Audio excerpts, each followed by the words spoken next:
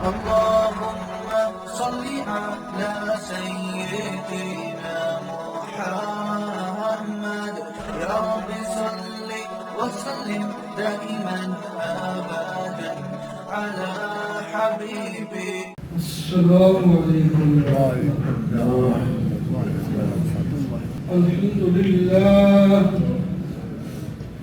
الحمد لله وكفى والصلاة والسلام على سيد الرسل وخاتم الأنبياء. أما بعد فأعوذ بالله من الشيطان الرجيم. بسم الله الرحمن الرحيم. سبحان الذي أسرى بعبده ليلا من المسجد الحرام إلى المسجد الأقصى الذي باركنا حوله لنريه من آياتنا إنه هو السميع البصير. صدق الله مولانا العظيم. اللهم صل على سيدنا ومولانا محمد وعلى آل سيدنا ومولانا محمد وبارك وسلم. محترم معزز سامعین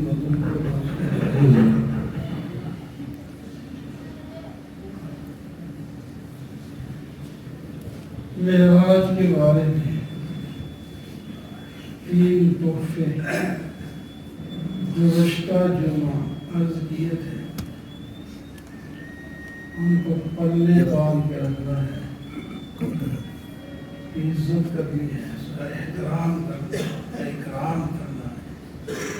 دنیا میں بھی وہ ہمیں فائدہ دینے والے تحفے ہیں اور آخرت میں بھی فائدہ دینے والے ہیں۔ مختصر سے 5 نمازیں ہمیشہ کے لیے باجماعت پڑھتے رہنا بہت بڑا تحفہ، اور شرک نہ کرنا، گناہ ہو جاتے ہیں باقی توبہ میں، شرک نہ کرنا۔ ویسے تو کوئی گناہ بھی نہیں کرنا،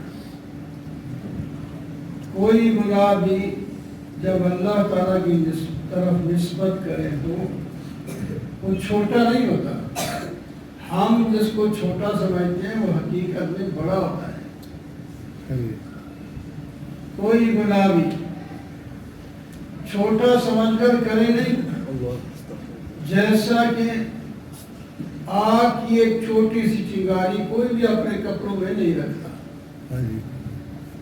کیونکہ وہ چنگاری بھڑک اٹھے گی، کپڑے جلا دے گی، بدن بھی جلا دے گی۔ تو اسی طرح چھوٹا گناہ اس چنگاری کی طرح ہے، چھوٹا سمجھ کے جو گناہ کرتا ہے وہی بڑا ہوتا ہے۔ بہرحال گناہ تو کوئی بھی ہو اللہ سے دوری پیدا کرتا ہے، لیکن توبہ آپ سن رہے تھے، توبہ پھر قرب پیدا کر دیتی ہے۔ توبہ اللہ تعالیٰ کو بڑی پسند ہے، لیکن اس کا وقت ہے۔ جب تک اس کے ہوش حواس ہیں توبہ کر سکتا ہے، اللہ تعالیٰ قبول فرمائے۔ جو آدمی شرک کے ساتھ مر گیا اس کی بخشش نہیں ہے، اور کوئی گناہ خواہ کتنے ہی کر کے مرا ہو تو اس کی بخشش ممکن ہے۔ اس کی 2 صورتیں، ایک تو نیکیوں کے مقابلے میں کم ہو جائیں، برائیاں کم ہو جائیں تو بھی بخشش ہو جائے گی، سفارش ہو جائے پھر بھی بخشش ہو جائے گی۔ اگر جہنم میں ڈالا جائے اس کو، زیادہ اس کے گناہ تھے تو تب بھی ایک دن نکل آئے گا۔ جس نے شرک کیا ہے وہ کبھی نہیں بخشا جائے گا۔ ان اللہ لا یغفر ان یشرک بہ ویغفر ما دون ذلک. اس واسطے کوشش ہو کہ کوئی شرکیہ بات ہم سے نہ ہو جائے. شرک ساری نیکیوں کو بھی خود ختم کر دیتا ہے. وہ تو نیکیوں سے یاد ہوتی ہے، میں نے نمازیں پڑھی ہے، میں فلاں کیا ہے فلاں کیا ہے. شرک کا ایک بول بولنے سے اس کی ساری نیکیاں بھی ختم. مرتد ہو گیا وہ، مرتد کی کچھ نہیں بچتا، اللہ یہ کہ دوبارہ توبہ کر دے، پھر بھی وہ نئے سرے سے اس کی نیکیاں شروع ہوگی، وہ پہلے والی ختم ہی ہوگی. تو اس واسطے یہ ایک بہت بری چیز ہے. تو اللہ تعالیٰ نے نبی علیہ السلام کو فرمایا جو شرک کر کے نہیں مرا ہوگا میں اس کو بخش دوں گا. اور تیسرا تحفہ یہ تھا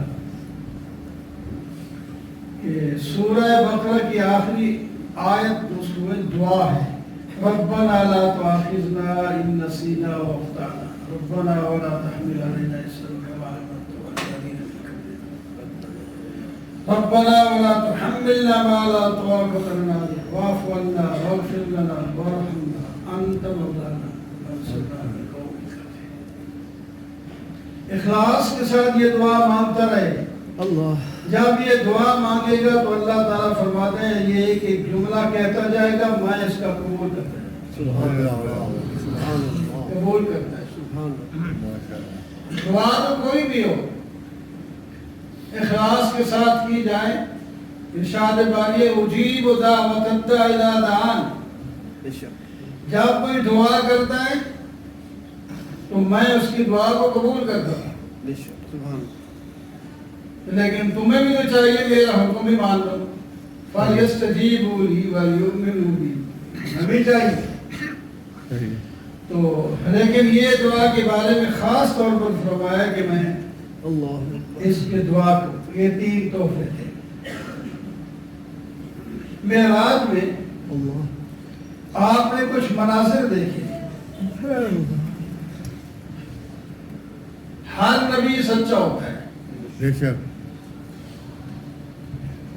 اور ہمارے نبی تو تمام نبیوں کے سردار ہیں.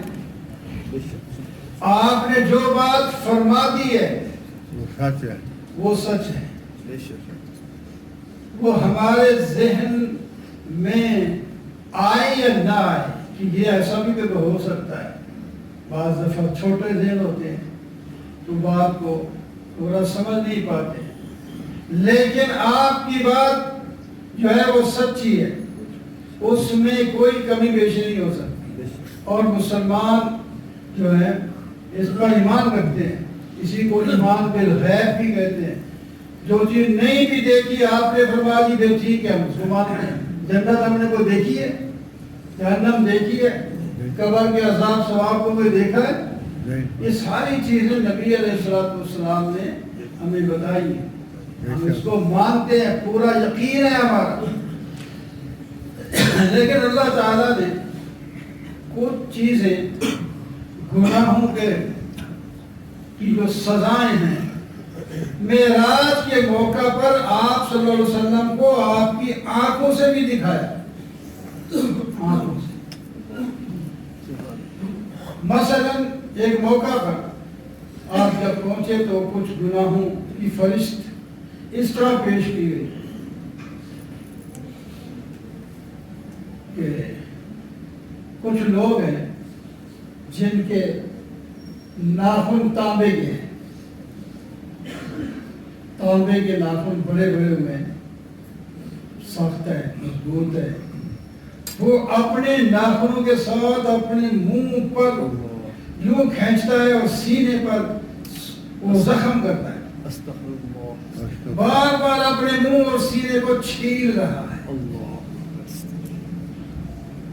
حضرت جبریل علیہ السلام ساتھ تھے. پوچھا جا رہا جبریل یہ کون ہے، کیا کر رہے ہیں؟ آپ کی امت کے وہ لوگ ہیں جو غیبت کرتے ہیں. غیبت کرتے ہیں. غیبت تو عام لوگوں کا بڑے بڑے اس میں معتبر لوگ بھی نہیں بچتے. غیبت کا پتہ ہے کیا ہے؟ کسی کے عیب کو پیٹھ پیچھے ذکر کرنا. وہ موجود نہیں ہے، اس کا واقعی وہ گناہ بھی بے شک ہے، اس کو لوگوں کو بتاتا ہے اس کے اندر یہ عیب ہے، اس کو غیبت کہتے ہیں. غیبت حرام ہے، حرام. قرآن پاک میں اللہ تعالیٰ نے یوں فرمایا وَلَا يَغْتَبْ بَعْضُكُمْ بَعْضًا أَيُحِبُّ أَحَدُكُمْ أَن يَأْكُلَ لَحْمَ أَخِيهِ مَيْتًا فَكَرِهْتُمُوهُ وَاتَّقُوا اللَّهَ. فرمایا ایک دوسرے کی غیبت نہ کیا کرو، ایک دوسرے کی غیبت نہ کیا کرو. کیا تم میں سے کوئی بندہ پسند کرتا ہے کہ اپنے مردہ بھائی کا گوشت کھائے؟ ایک مردہ پھر بھائی پھر مردہ، اس پر تو دل نرم ہوتا ہے، نہ کہ اس کا گوشت کاٹ کے کھاتا ہے. تو اللہ تعالیٰ نے فرمایا کہ تم میں سے جو آدمی غیبت کرتے ہیں وہ اپنے مردہ بھائی کا گوشت کھائے. دو عورتوں کو روزہ بڑا لگا ہوا تھا، بڑی پریشان تھی. نبی علیہ السلام کو بتایا کہ دو عورتیں ہیں، انہوں نے روزہ رکھا ہوا ہے اور بڑی پریشان ہے، ان کو وہ پیاس اتنی سخت ہے برداشت کے قابل نہیں.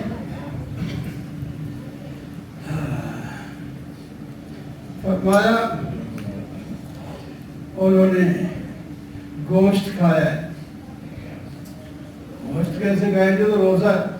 فرمایا ان کے دانتوں ان کو خلال کریں، گوشت کے ٹکڑے لکھ دیں. وہ کیا ہے؟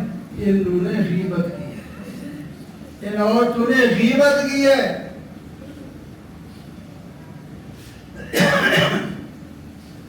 اس واسطے ان کو روزہ لگا بھی ہے، پریشان ہے. غیبت بہت بڑا گناہ ہے. قرآن پاک میں اور حدیث پاک میں بڑی تفصیل آئی ہے. تو آنکھوں سے آپ کو ایک اس کی سزا دکھائے گی. سزائیں اور بھی ہیں. ایک تو وہ جو جس کی غیبت کرتا ہے نا آدمی، اس کی نیکیاں اس کو دے دی جاتی ہے. یہ تھوڑا نقصان ہے کوئی. غیبت کرنے والا تو اس کو برا، اس کے لیے اس کو نقصان پہنچانے کی کر رہا ہے کہ اس نے یہ کیا تو اس کا فائدہ ہو رہا ہے. امام ابو حنیفہ رحمہ اللہ سے کسی نے کہا آپ کے تو فلانا آدمی اس طرح کی کوئی غیبت کر رہا تھا، آپ کے برا بھلا کہہ رہا تھا. اچھا میں تو نہیں کروں گا. اگر میں غیبت کروں تو اپنی ماں کی کیوں نہ کروں؟ ماں کی میں اس واسطے کہ میں جس کی غیبت کروں گا میری نیکیاں اس کے پاس جائیں گی، تو پھر ماں زیادہ مستحق ہے اس کے پاس چلی جائے. اللہ کو اور اس جس نے غیبت کی ہے اس کے پاس کچھ مال تھال میں ڈال کے چلے گئے اس کے پاس. غیبت جو کر رہا ہے دوست تھوڑی ہوتا ہے. اس کے پاس گئے اور فرمایا یہ لو یہ تحفہ تو نے مجھے تحفہ دیا ہے، اس کے بدلے میں بھی آپ کو یہ تحفہ دے دیں. میں نے کہا سے تحفہ دیا، میری تو دشمنی ہے، میں تو کبھی آپ کے بارے میں اچھا لفظ بھی نہیں کہتا. میں وہ تو ٹھیک ہے جو تو نے غیبت کی ہے نا، جو میرے بارے میں کیا، تیری نیکیاں مجھے مل گئی، مجھے مل گئی تو آپ کا احسان ہے، لہذا میں اس کا بدلہ چکانے کے لیے آیا ہوں. یہ کہ بولا اس کو اتنی ندامت ہوئی کہ اس نے توبہ کر لی. آئندہ میں نہیں کروں گا غیبت، آپ کی نہ کسی. تو آپ صلی اللہ علیہ وسلم نے دیکھا معراج کے موقع پر کہ غیبت کرنے والے اپنا منہ اور اپنا سینہ اپنے ناخنوں سے جو ہے زخمی کر رہے ہیں، جو ہے چھیل رہے ہیں. اس واسطے غیبت سے بچنا ہے. جو آدمی یہاں موجود نہیں اس کی کوئی بری بات ذکر کرنے کو غیبت کہتے ہیں. اگر بری بات اس میں نہیں ہے، صحابہ نے عرض کیا یا رسول اللہ اگر وہ بات اس کے اندر موجود بھی ہو تو پھر بیان کرنا پڑتا ہے. فرمایا تب تو غیبت ہے. اگر وہ چیز اس کے موجود ہی نہیں ہے تو پھر بہتان ہے. بہتان اس سے نہیں بڑھتا ہے. بہتان مان رہے ہیں اس پر، وہ اس کے اندر ہے ہی نہیں. پھر آپ کہہ رہے ہیں کہ آپ نے اپنی آنکھوں سے دیکھا غیبت کرنے والے. اللہ اکبر. اس طرح اور بھی کچھ گناہوں کے منظر آپ نے دیکھے. آپ نے دیکھا ایک کچھ لوگ ہیں نہر میں ہوتے کھا رہے ہیں. ایک روایت میں صرف نہر پانی کی، ایک میں ہے کہ وہ خون کی نہر ہے. اس میں وہ ڈبکیاں کھا رہے ہیں اور پتھروں کو لقمہ بنا رہے ہیں، پتھر کھا رہے ہیں اور کوشش کرتے ہیں دوڑ دوڑ کے کہیں کنارے پہ جائیں اور نکلیں. آگے جب کنارے کے قریب آتے ہیں اس کو دوسرے لوگ یا فرشتے جائیں ان کو پیچھے پھر دھکیل دیتے. یہ کیا ہے؟ نبی علیہ السلام نے نبی علیہ السلام ساتھ تھے نا، ان سے پوچھا یہ کون ہے، کیا کر رہے ہیں؟ فرمایا یہ لوگ ہیں سود کھانے والے. سود کھانے والے لوگ ہیں. لوگوں سے خون جو لیتے ہیں نا اپنا سود، یہ ان کا خون چوستے ہیں. اس واسطے خون کی نہر میں وہ ہوتے کھا رہے. اس واسطے ہم دو بینک میں پیسے جمع کرا کے خوش ہو جاتے ہیں، پیسہ ہمارا محفوظ ہے اور روزی ہماری سود پہ چل رہی ہے. وہ پیسہ بچے گا، حالات پڑا رہے گا اور کوئی اور کسی کے کام آئے گا. یہ حرام کھا کے جائے گا. حرام کھانے سے پھر نیکی کی توفیق بھی نہیں ہوتی. پھر آگے جو سزائیں ہوں گی بڑی غور ہے. یمحق اللہ الربا ویربی الصدقات. اللہ تعالیٰ سود کو مٹاتے ہیں اور صدقات کو بڑھاتے ہیں. یہ تو قرآن پاک میں ہے. فرمایا جو سود کو نہیں چھوڑتا، یہ بھی قرآن ہے، وہ اللہ اور اللہ کے رسول کے ساتھ جنگ کرتا ہے. اللہ اور اللہ کے رسول کے ساتھ جنگ کون کر سکتا ہے؟ وَذَرُوا مَا بَقِيَ مِنَ الرِّبَا. چھوڑ دو جو کوئی سود تمہارے پاس ہے، اس سے پہلے جو کھا لیا وہ ہم معاف کر دیں گے، اب چھوڑو. فَإِن لَمْ تَفْعَلُوا فَاعْلَمُوا بِحَرْبٍ مِّنَ اللَّهِ وَرَسُولِهِ. اگر تم نے ہماری اس رعایت سے فائدہ نہ اٹھایا تو پھر تمہارا اور ہمارا جو ہے میدان جنگ ہے. فَاعْلَمُوا بِحَرْبٍ مِّنَ اللَّهِ وَرَسُولِهِ. ہاں وہیں تم اب بھی موقع ہے، پھر بھی توبہ کر لو تو ہم معاف کر دیں. اپنا مال واپس لے لو، سود نہ لے. اللہ سودیوں کو دیکھا آپ نے اپنی آنکھوں سے معراج کے موقع پر کہ وہ خون کی نہر میں ہوتے کھا رہے. سود سے بچنا ہے. پوری دنیا کے اندر سود کا یہ نظام چل رہا ہے اور اس واسطے کسی کو چین نہیں ہے اور کوئی بچ بھی نہیں سکتا. کوئی بچنے کی کوشش کرے کیسے بچتا، ادھر سے لین دین تو ہوتا ہے، وہی سود کی کاروبار کی چیزیں ادھر آتی ہے ادھر آتی ہے، کوئی بچنے کی کوشش ہی کرے. تو بہرحال جتنا ممکن ہے اتنا تو بچے. سود بری ہے، بری چیز ہے. غالباً ایک حدیث میں آتا ہے زنا سے بھی، ہمسائے کی بیوی سے زنا، وہ بلکہ ایک روایت میں وہ حدیثیں لکھی گئی اور جو گھوڑ ہے اس میں غالباً یاد پڑتا ہے کہ ماں سے زنا کرنے سے بھی بدتر ہے. اتنا سود اتنا برا چیز، اتنی بری تھی. تو آپ صلی اللہ علیہ وسلم نے دیکھا یہ سودی لوگوں کا کیا حال ہے. اس طرح آپ نے دیکھا ایک آدمی گٹھی لکڑیوں کی لے کر کھڑا ہے اور اس کو اٹھانا چاہتا ہے، اٹھتا نہیں. آ رہی ہے، پھر دیکھتے ہیں ادھر لکڑی پڑی، اٹھا کے پھر وہ جا کے اس میں ڈال دیتا ہے، پھر اٹھانے لگتا نہیں، اٹھنی پھر جاتا ہے اور لکڑی لے آتا ہے اس میں داخل کرتا ہے اور بڑا وہ گٹھا بناتا ہے۔ فرمایا یہ کیا کر رہا ہے؟ حضرت جبرائیل سے پوچھا، فرمایا یہ آپ کی امت کا وہ شخص ہے جس میں لوگوں کے حقوق حق دینے ہیں اور گناہ اس کے سر پر ہیں، یہ ان سے توبہ نہیں کرتا، ان کے حقوق ادا نہیں کرتا، دوسروں کے لوگوں کے پھر اپنے سر پہ ڈالنا ہے۔ اس طرح بہت سی چیزیں ہیں جو کہ یہ آتا ہے ٹائم تھوڑا سا، تو آپ تھوڑی تھوڑی باتیں، ایک آدھ بات بھی بندے کے بدلے پر پہنچ جائے تو بڑی چیز ہوتی ہے۔ سود سے بچے ہم، غیبت سے بچے ہم، نیکیوں، جب نیکیوں میں لگیں گے تو گناہوں سے بچیں گے، یہ بھی ایک چیز ہے۔ نیکیوں میں لگے گناہوں سے بچیں، تو یہ آپ کو اپنی آنکھوں سے دکھایا آپ صلی اللہ علیہ وسلم کو اللہ تعالیٰ نے کہ آپ اپنی امت کو بتائیں کہ میں دیکھ کر آیا ہوں۔ ان گناہ زنا کی بھی شکل دکھائی، کیا لوگ کر رہے تھے۔ تو اسی طرح اور بھی بہت سی چیزیں آپ نے اس سفر میں دیکھی ہیں۔ اللہ تعالیٰ ہم سب کو شریعت کے اصول کے مطابق صحیح چلنے کی توفیق عطا فرمائے۔